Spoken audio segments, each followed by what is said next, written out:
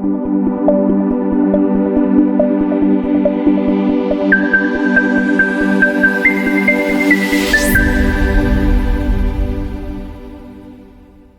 UG 2026 का paper leak का मामला एक ड्रामा की तरह अनफोल्ड हो रहा है। जब से सीबीआई ने 12 मई से इस पे केस दर्ज किया है, तब से रोज़ इसमें चौंकाने वाले खुलासे हो रहे हैं। जी हाँ, टीचर्स जिन्होंने पेपर सेट किए थे, जिनका संबंध एनटीए से था, जो एनटीए की पैनल पे सालों से थे, वो इसमें शामिल हैं। टीचर पढ़ाने वाले जिनको बच्चे सर सर कह के बुलाते थे, इज़्ज़त से बुलाते थे, याद करते थे, कस्में खाते थे, वो इसमें इस स्कैम में मिले हुए हैं, जेल में है। तो सीबीआई की जो जांच है, ये इस पूरे मामले का एक पहलू है, बहुत इम्पॉर्टेंट डायमेंशन। इनफैक्ट ये पेपर कैसे बेचे गए, कैसे लूट मची, किसको क्या पैसा मिला, ये सीबीआई की पूरी जांच के बाद ही पता चलेगा कि इसका जो दायरा है वो कितना बड़ा था। जी हाँ, तो सीबीआई की जांच जो है और इसके जो नतीजे हैं, वो तो एक तरफ,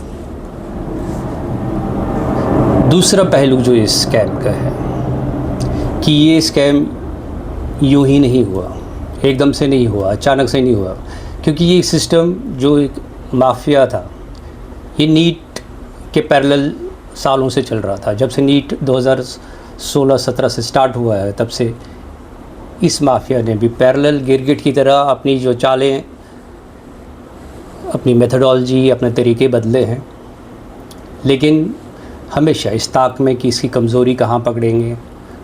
और उन्होंने 2024 में भी किया और इस साल फिर किया, और पता नहीं ये जो बाकी साल गए हैं उसमें भी कुछ न कुछ छेड़छाड़ की होगी, ऐसा तो अब लगता है, बहुत सारे लोगों को लगता है कि ऐसा हुआ है। तो यहाँ ये बात भी करनी ज़रूरी है कि सीकर के जो केमिस्ट्री टीचर हैं, जिनका नाम मिस्टर शशिकांत सुथार है, तो सीकर के, तो इनका हमें थैंक्स करना चाहिए कि उन्होंने एक नागरिक की हैसियत से, एक टीचर की हैसियत से अपनी रिस्पॉन्सिबिलिटी निभाते हुए इस घपले का, इस स्कैम का भांडाफोड़ किया है और बहुत कोशिश करके अथॉरिटीज़ की जो उन तक ये पहुंचा दी कि इस बात को पहुंचाने में उन्होंने जितने भी प्रयास किए, उसके लिए हमें उनका शुक्रिया अदा करना चाहिए, क्योंकि उससे कई बच्चों का सपना जो छिन जाता, वो सपना बचा हुआ है। और इस घटना का एक जो एक सिल्वर लाइनिंग कहते हैं कि एक जो अच्छा इनडायरेक्ट बेनिफिट हुआ है कि जो नेशनल टेस्टिंग एजेंसी है एनटीए, उसकी कमज़ोरियों का पता चला है, लूप होल्स का भी पता चला है। तो अब युद्ध स्तर पर सुधारों की बात हो रही है। अगले साल से कंप्यूटर बेस्ड टेस्ट होगा की तैयारी, ऑप्टिकल मार्क रिकग्निशन यानी OMR को दफनाया जाएगा, क्योंकि उससे भी काफ़ी शिकायतें आती थी, तो वो ख़त्म हो जाएंगी। एनटीए में लीडरशिप टीम को और टेक्निकल साइड पर भी बड़े बदलाव की चर्चा हुई है, उसके लिए उन्होंने कुछ पोस्ट एडवर्टाइज़ भी किए हैं। तो ये टीम में टेक्निकल एक्सपर्टीज़ और लीडरशिप को और स्ट्रॉन्ग किया जाएगा।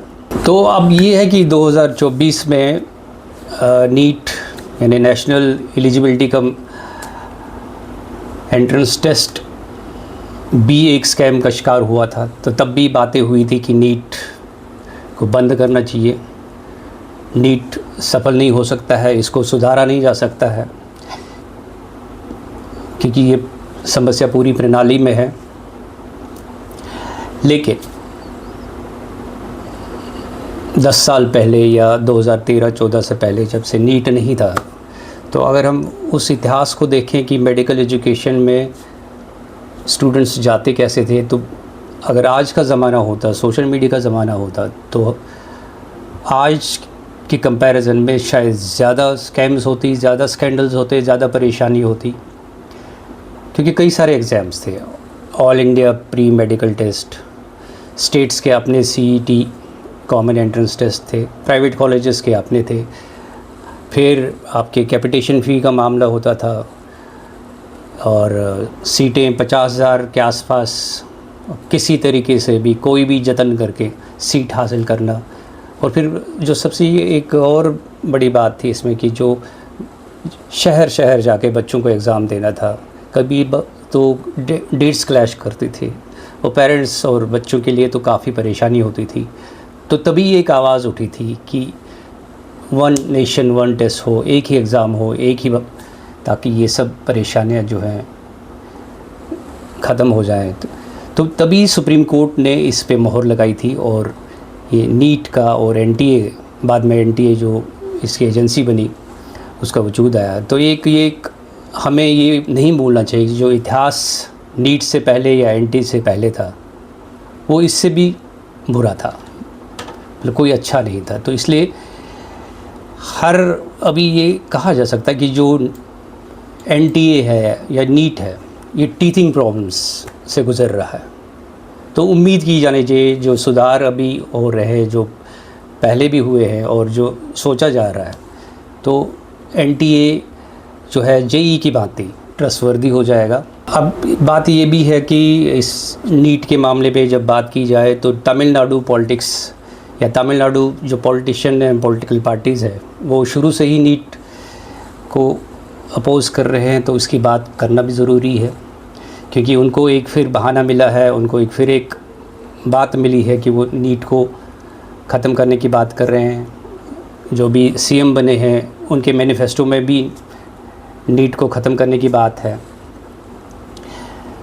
तो उनका जो तर्क है कि कोचिंग इंडस्ट्री और कोचिंग माफिया ने इस एग्ज़ाम को हाईजैक किया है, बच्चों को स्कूलों कॉलेजों से हाईजैक किया है, और कोचिंग वही ले सकते हैं जिनके पास पैसा हो। तो गरीब बच्चे जो हैं वो वंचित रहते हैं, फर्स्ट जनरेशन बच्चे जो इसमें कर सकते थे वो वंचित रहते। तो किसी हद तक ये आर्गुमेंट सही है। तो इस पे ध्यान देने की ज़रूरत है कि इसको कैसे एकोमोडेट किया जाए। एक जो हमें बात कभी भूलनी नहीं चाहिए कि मेडिकल प्रोफेशन या डॉक्टर का पेशा जो है ये काफ़ी सेंसिटिव भी है, और इसमें एक्सपर्टीज़ और एक अच्छे स्किल्स का होना बहुत ज़रूरी है। तो स्किल्स या कोई अच्छा डॉक्टर वही बनेगा जो इंटेलिजेंट होगा, जिसमें महारत होएगी। तो एक एग्ज़ामिनेशन क्या होता है, एक फ़िल्टर होता है कि अच्छे बच्चों को आगे किया जाए, ताकि क्योंकि ये जो मानव समाज का विकास हुआ है ये बोध और शोध की वजह से हुआ है, कि इंटेलिजेंस जो थी, ह्यूमन इंटेलिजेंस, उसकी वजह से चीज़ें हुई हैं। तो उतने बड़े परिप्रेक्ष्य में ना देखें, अगर हम छोटे परिप्रेक्ष्य में भी देखेंगे कि जो मेडिकल प्रोफेशन है उसमें लायक बच्चों का आना ज़रूरी है, वैसे बच्चों का जिनका एप्टीट्यूड इसकी तरफ हो, जिनकी इंटरेस्ट हो और जो इसमें अच्छा करेंगे, उनको लाना बहुत ज़रूरी है। इसलिए जो इसमें एक कई सुझाव अभी आ रहे हैं, और उन सुझावों में बहुत सारी अच्छे सुझाव भी हैं जो सरकार को कंसिडर करने चाहिए। तो एक सुझाव ये भी हो सकता है कि जो एलिजिबिलिटी का क्राइटेरिया है उसको कम से कम 75% परसेंटेज तक लिया जाए, ताकि जो पढ़ने वाले बच्चे हैं, जो अच्छे बच्चे हैं, वो ही एग्ज़ाम दे पाएँ। और फिर JEE की तरह 2 स्टेजेस में किया जाए कि जो पहला एग्ज़ाम हो तो उसमें भी कुछ लोग फ़िल्टर होके निकल जाएंगे, और जो अच्छे इंटेलिजेंट बच्चे हैं वो आगे बढ़ेंगे। और इसका स्केल जो भी 22 लाख बच्चे का था वो भी स्केल भी कम हो जाएगा, मैनेजेबल हो जाएगा, कंडक्ट करना भी ठीक हो जाएगा। और धीरे धीरे लोगों का जो जैसे JEE पे विश्वास बढ़ा है वैसे ही नीट पे भी बढ़ेगा। तो ये सब सुधार करने का मौका भी है और ज़रूरत भी है। और इससे हम जो स्कूली शिक्षा को है, एजुकेशन इन स्कूल्स को भी बचा सकते हैं, ताकि अगर आप वेटेज उसमें नहीं दे सकते लेकिन कम से कम एक अट्रैक्टिव स्कूलिंग को रखेंगे तो बच्चे स्कूल में जाके पढ़ेंगे। तो ये ज़रूरी है। और शायद ये सब करके जो इन्फ्लुएंस है जो स्कैमर्स का है या जो जो पैरेलल जो सिस्टम चल रहा है, जो वीकनेसेस की ताड़ में रहते हैं कि इसको कहाँ से हम सेंध लगा दें, जो स्टील करते हैं लोगों का जो सपना होता है, सीटें छीनते हैं, तो उस पे भी एक कंट्रोल हो जाएगा। तो अब जो एग्ज़ाम 21 जून को होने जा रहा है, तो हम पूरी उम्मीद है कि सरकार जो अथॉरिटीज़ NTA वगैरह सब बहुत सतर्क रहेंगे और जितने भी उनकी लूप होल्स उनको पता चले हैं उन पे काम करेंगे। और बच्चों की जो उन्होंने काफ़ी बातें करी हैं कि उनकी फ़ीस वापस की जाएगी, उनको सेंटर्स की सुविधा दी जाएगी चेंज करने की, तो काफ़ी अच्छी है, मतलब संवेदनशील हो गई है सरकार बच्चों के प्रति। तो उम्मीद की जानी चाहिए कि जो 21 जून का टेस्ट होगा वो बहुत ही साफ़ सुथरा होगा और एक मापदंड बनेगा। और अगला साल जो होगा नीट के लिए, ये सब बातें हम अगले साल नहीं करेंगे, बल्कि नीट की तैयारी करेंगे। और नीट को पास करने के लिए जो बच्चे मेहनत करेंगे उनको ये ख्याल नहीं रहेगा कि कल को मुझे री एग्ज़ाम देना है, दोबारा करना, ये परेशानी हमेशा के लिए ख़त्म हो जाएगी। इसी उम्मीद के साथ अभी इतना ही, और अगले इशू पे कभी बात करके फिर एक वीडियो में आपके साथ